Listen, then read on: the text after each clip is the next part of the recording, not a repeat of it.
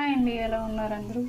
ఇవాళ నేను ఇంట్లో మనకి కూరగాయలు లేనప్పుడు సింపుల్గా చేసుకుని ఉల్లిపాయ పాలతో కర్రీ చేసి చూపిస్తానండి. చాలా కమ్మగా, చాలా బాగుంటుంది, టేస్టీగా. దీనికోసం 3 మీడియం సైజ్ ఆనియన్స్ అలాగే పచ్చిమిర్చి కట్ చేసుకుని పక్కన పెట్టుకోవాలి. ఇప్పుడు స్టవ్ వెలిగించి కడాయి పెట్టి అందులో ఆయిల్ వేసుకోవాలి. ఇప్పుడు ఇందులో ఆనియన్స్ పచ్చిమిర్చి వేసుకుందాం.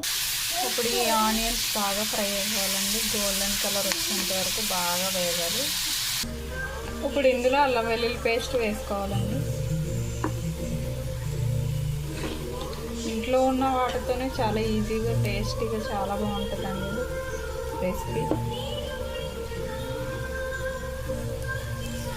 ఇప్పుడు ఈ అల్లం వెల్లుల్లి పేస్ట్ కూడా పచ్చివాసన పోయేంత వరకు బాగా వేపుకోవాలి.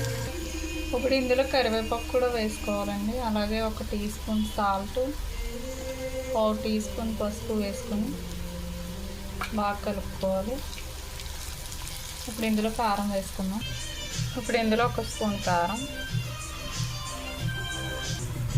ఇప్పుడు ఇందులో కొద్దిగా వాటర్ వేసుకున్నామండి, అంటే ఉల్లిపాయ కొంచెం మనకి ఉడకాలి, అందుకని ఇది కొంచెం మగ్గాలి.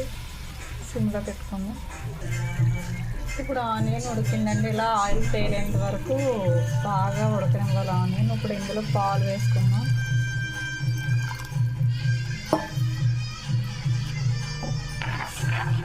ఇప్పుడు సిమ్లో పెట్టి బాగా ఉడకాలి పాలు ఇందులో.